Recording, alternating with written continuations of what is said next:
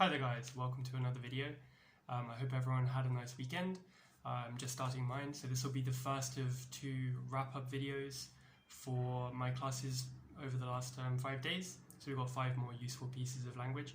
Before I get started, one thing I haven't mentioned up to this point, which I just thought of course, if you do have anyone you know, any friends or colleagues or anything who are also learning English, I'd be very grateful if you'd share these videos with them.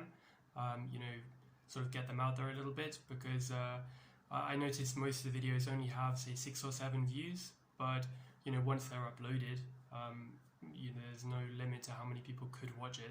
So yeah, if you do know someone who might benefit from them, then do send the videos along. I'd appreciate that.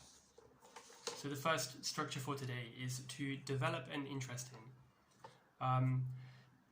This one, you could just say start to be interested in, or I picked up maybe a hobby, but develop an interest in is a really nice word, as it kind of it includes this meaning of something sort of growing within inside you. You know how we develop as people, or you develop a better personality, or I don't know, during childhood, children develop and become more capable and more intelligent.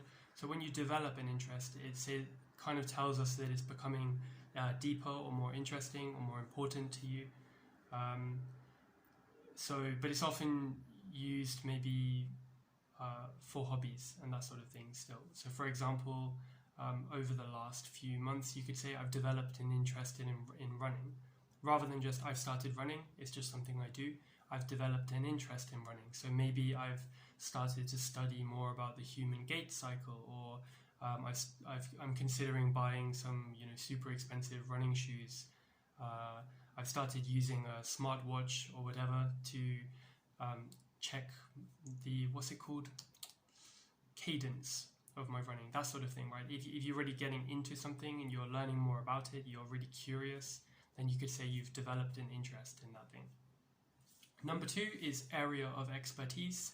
I'm not sure how unfamiliar this one is. Hard for me to tell, of course, because I don't know what language people don't know until I find out during class. But if something is your area of expertise, then it means that you know a lot about it. So most commonly, you will hear people say, not my area of expertise. So someone could say to you, I don't know, if you go to the gym and hurt yourself, like, oh, I really hurt my shoulder, do you know what I can do about it? And you could say, oh, it's not really my area of expertise, but I've heard that stretching helps, or I've heard that you should rest for a week. It's not really my area of expertise, but maybe you should put an ice pack on it. Or even better, it's not my area of expertise, go and see a doctor. Number 3 is I don't know if it's because. So this came up in a discussion about why it's hard to understand things you read sometimes with one student. So she was saying, I read it and I understand most of the words, but I just don't get the whole meaning. And I don't know if it's because, I forget exactly what she said, but it could be, when I read in Chinese, I don't know if it's because I'm reading the character wrong, maybe there's a different meaning, or I don't know if it's because I just don't know enough characters, or I don't know if it's because my memory's not good enough, right? So when you say I don't know if it's because something, then it's kind of like you're proposing a possible reason. I don't know if it's because my memory's not good enough. Maybe it's because of that, but I don't know. I'm not sure. It's kind of like saying it might be because. I don't know if it's because. But I wanted to share this because it's quite a long number of words. I don't know if it's because, but you can remember it as a chunk. That's why I use the word chunk, because this one's quite a big chunk, but can be easily recycled. Why is your car not working? I'm really not sure. I don't know if it's because I just haven't had it serviced recently enough. Maybe I should do that. Number 4 is quite a simple one, my old one. The reason I want to include this is because I forget which class it came up in, but I noticed that the student didn't naturally go for that. But for me, it feels like a really natural option. You know, I lost my phone. What can I do? It's fine. I'll just use my old one for a few weeks until I get paid. Then I'll buy a new one. This computer's pretty good. It's much faster than my old one, but I still think I preferred my old one because I had a bigger screen. So after you've introduced the type of noun, so in this case computer, we've got two computers, the old one and the new one.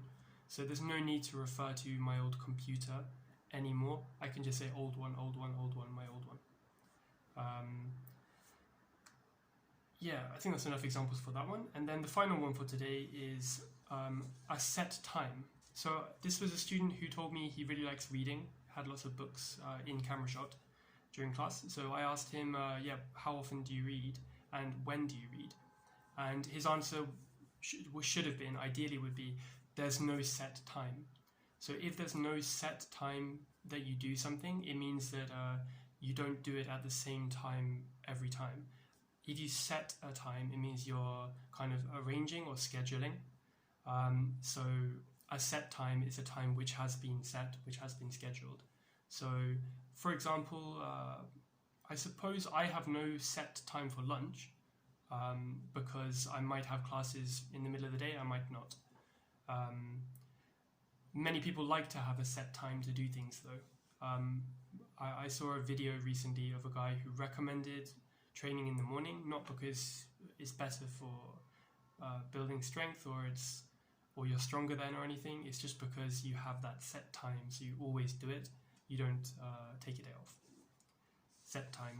So before I finish then, just remind you guys to please leave a comment down below if you would like to try out some of these sentences by yourself, and I can give you some feedback there. Otherwise, do have a look at the sentences, the chunks in the Quizlet set, which is in the description of the video, where you'll also find all of my old Quizlet sets from previous videos, and you can test yourself there. And see you tomorrow. Goodbye.